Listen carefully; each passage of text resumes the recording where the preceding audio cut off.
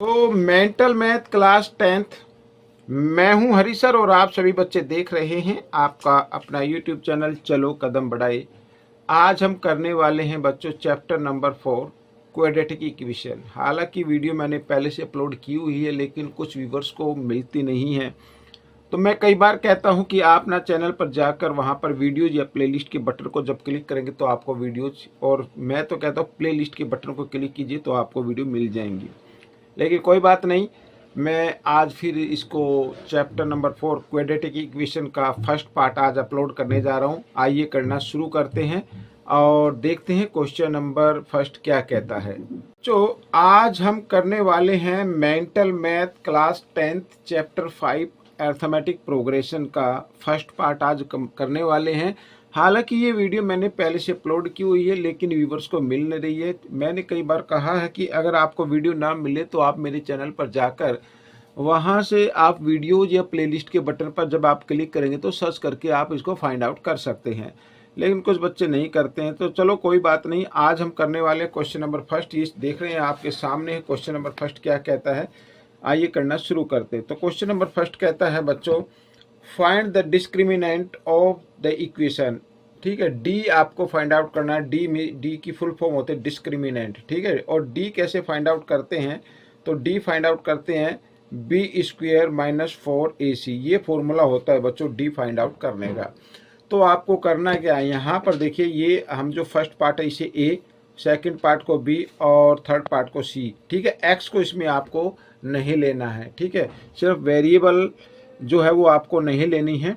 तो बाकी देखो अब बी है, बी क्या है 10 है, तो यहाँ पर क्या लिखेंगे 10 स्क्वेयर करेंगे और माइनस 4ac। ए क्या है यहाँ पर ये देखिए 3√3 है। ठीक है, एक्स स्क्वेयर को नहीं लेना है, 3√3 को लेना है और इसको मल्टीप्लाई की फॉर्म में रखना है क्योंकि ये मल्टीप्लाई की फॉर्म में है। और सी क्या है √3 है। तो इस तरीके से आपको ये करना है।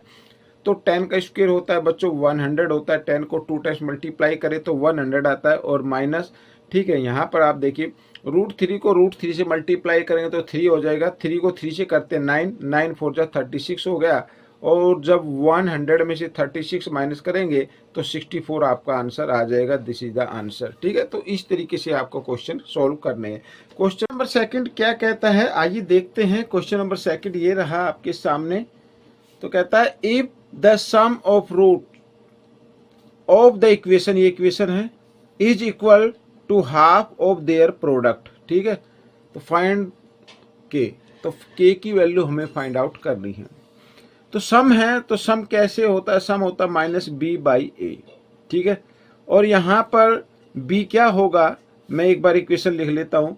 ये इसको इधर लिख लेते हैं, पहले इक्वेशन लिख लेते हैं।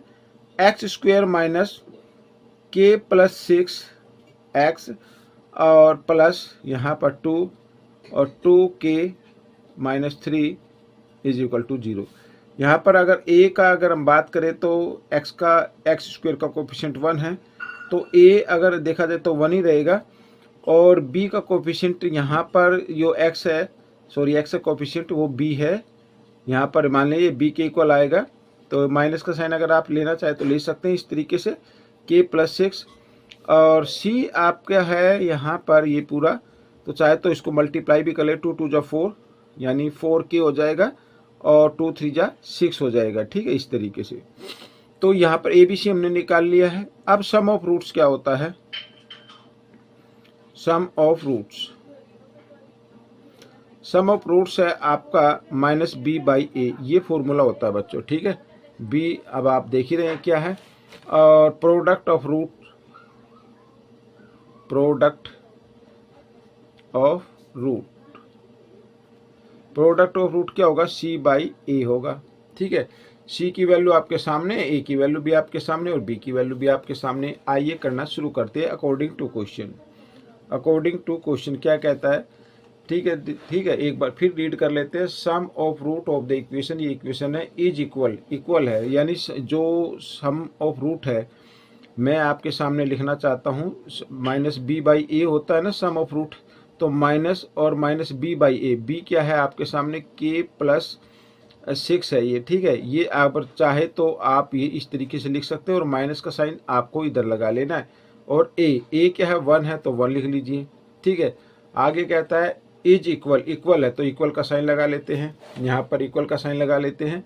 और कहता है to half of their product, ये इक्वल है हाफ के, प्रोडक्ट के हाफ के, यानी सी क्या है 4k - 6 और a 1 है तो इसके हाफ के इक्वल है, इस तरीके से। ठीक है, ये हो गया, समझ में आ गया। अब माइनस माइनस होते प्लस, तो यहाँ पर k + 6 आ जाएगा और इक्वल टू, अगर इसकी भी बात करें, ठीक है, तो एक बार इसे हम यू का भी लिख लेते हैं। ये आप चाहे तो इसे सोल्व करके भी लिख सकते हैं, और लेकिन मैं एक्सप्लेन कर रहा हूँ तो इसलिए थोड़ा मैंने यू का लिख दिया है। ठीक है, अब आपके सामने है। अब आप चाहे तो 2 से इस ब्रैकेट को मल्टीप्लाई कर दीजिए, हाफ 1/2 से मल्टीप्लाई कर दीजिए, या फिर आप ये 2 इधर डिवाइड में इधर आकर ये मल्टीप्लाई की फॉर्म में आ जाएगा, इस तरीके से भी कर सकते हैं। 2 इधर आ गया तो k 2k हो जाएगा, और प्लस 2 6 जा 12 हो जाएगा, इस तरीके से। ठीक है, तो 4k और -6, इस तरीके से भी आप कर सकते हैं। अब करना क्या है, अब k को आप ले आओ एक साइड में, वन साइड में, 2k लेफ्ट साइड में लेके आएंगे 4k को, तो माइनस का हो जाएगा, और इक्वल ये -6 है, इधर देखो +12 है, राइट साइड में आएगा तो क्या हो जाएगा -12 हो जाएगा। ठीक है, इस तरीके से। अब माइनस प्लस माइनस होते हैं बच्चों, तो यहाँ -2 क्या आ गया। ठीक है, 4 में से 2 माइनस करेंगे तो 2 आ जाएगा, लेकिन जो बड़ा नंबर है, बिग नंबर है, उसके सामने माइनस का साइन, इसलिए माइनस का साइन हमने लगा दिया है। और -6 और -12 होते हैं -18। ठीक है, माइनस से माइनस का साइन काट दीजिए, k इक्वल 18, क्योंकि k के साथ 2 मल्टीप्लाई की फॉर्म में है, राइट साइड में आपको लेके आना है, तो इधर आगे डिवाइड की फॉर्म में आ जाएगा, और 2 से इसको आप डिवाइड कर सकते हैं, तो आपका आंसर निकल आया 2 1 जा 2, 2 9 जा 18। तो बच्चों k की वैल्यू क्या आ गई, 9 आ गई, ये आपका आंसर निकल गया। तो इस तरीके से क्वेश्चन को सोल्व करना है। अब क्वेश्चन नंबर 3 क्या कहता है, find the value of x, x की वैल्यू फाइंड आउट करनी है। ठीक है, अब देखिए इक्वेशन आपके सामने है, तो हम क्या करेंगे, यहाँ पर देखो आपके लिए मैं बताता हूँ, ये जो फ्रैक्शन में है ना इधर, ये इसको अगर आपको हटाना है, रिमूव करना है यहाँ से, तो इस x को ना इधर x से मल्टीप्लाई कर दीजिए, तो x को x से मल्टीप्लाई करें, x² आ जाएगा, यहाँ पर क्या रहेगा +1। ठीक है, अब क्या करना है, अब इधर ये जो है ना, इनको मिक्स नंबर में लिखा हुआ है, इसको भी आप मल्टीप्लाई कर सकते हैं। 11 को 11 से करेंगे तो कितना आ जाएगा 121, और उसमें 1 ऐड कर देंगे 122 और बाई 11। अब इस x को इधर भी मल्टीप्लाई किया है, तो इस साइड भी आपको राइट साइड में भी मल्टीप्लाई करना होगा, तभी आपका ये रिमूव हो जाएगा। ठीक है, हो गया। अब क्या करें, अब इस 11 को भी हटाना है, भाई ये भी आ गया। अब इधर इससे भी मल्टीप्लाई कर दीजिए, इससे भी मल्टीप्लाई कर दीजिए। ठीक है, तो ये भी हट जाएगा, तो 11x² बन गया, और +11, और इधर ये कुछ इस फॉर्म में आ गया 122x। ठीक है, आ गया इस फॉर्म में। अब आगे कर लेते हैं, तो 11x² और 122 है, तो आपको क्या करना, लेफ्ट साइड में लेके आना है, तो माइनस का हो जाएगा, तो 122x और +11 = 0, इस तरीके से। ठीक है, अब आप देखिए x की वैल्यू निकालनी है ना, तो हम क्या करते हैं, a ये b है, ये c है, तो हम क्या करेंगे, a और c को मल्टीप्लाई करना है, a और c को क्या करना है, मल्टीप्लाई करना है, तो क्या आ जाता है 121 आएगा, और बीच में जो मिडिल टर्म है इसके फैक्टर करने होते हैं, तो 1 - 122 है।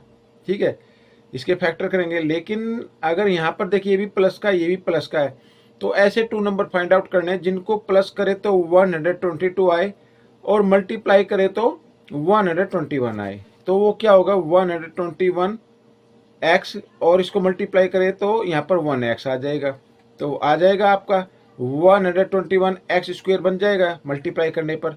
और प्लस का अगर इनको किया जाए 121x और 1x, तो फिर आ जाता है -121x। ठीक है, तो हम क्या करेंगे, दोनों पे आप माइनस का साइन रख दें, क्योंकि माइनस माइनस भी क्या हो जाते हैं, प्लस हो जाते हैं। आइए करते हैं, तो 11x² माइनस 122x नहीं लिखना है, अब आपको लिखना -121x और -1x, और लास्ट में है +11 = 0। ठीक है, इस तरीके से।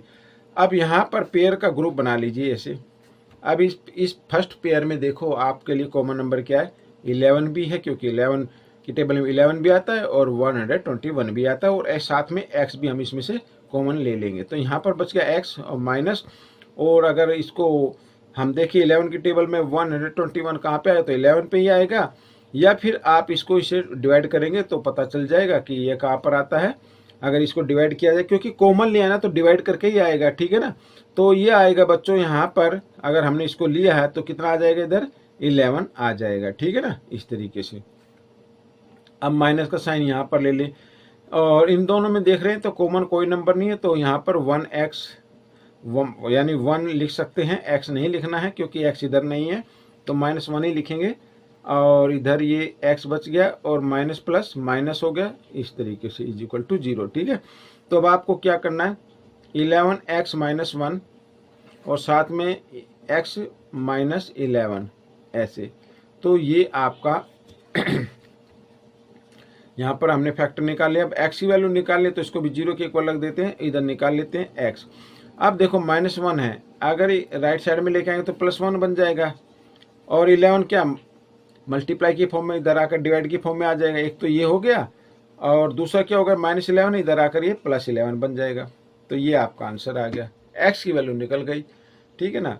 तो 1/11 हो सकता है, या फिर 11 आपकी वैल्यू हो सकती है। आइए करते हैं क्वेश्चन नंबर 4, क्या कहता है।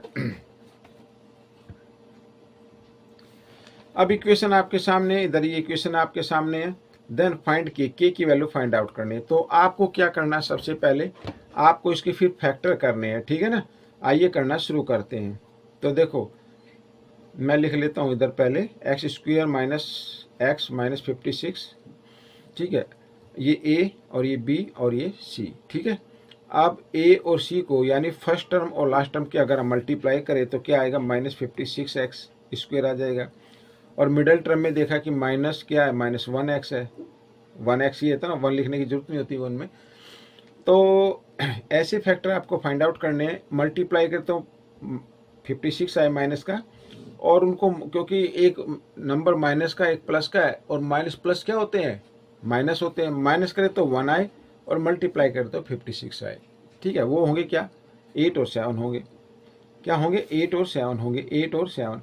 अब क्योंकि यहाँ मिडल में माइनस का साइन है, तो आपको जो ग्रेटर नंबर है उस पर माइनस का साइन रखना पड़ेगा, और स्मॉल नंबर में प्लस का रखना पड़ेगा, तभी ये माइनस प्लस माइनस होते हैं, ठीक है। तो अब आपको क्या करना है, -x की जगह आपको लिखना -8 और x, क्योंकि मैंने इसमें x नहीं लिखा, आपको लिखना है, और +7x इस तरीके से। और ये जो c है इसको आप इस तरीके से लिख लीजिए, ठीक है ना, इज इक्वल टू 0 हम इस तरीके से ले लेते हैं। अब पेयर का ग्रुप बना लीजिए, और ग्रुप में से फर्स्ट ग्रुप में से कॉमन नंबर निकाल लेते हैं।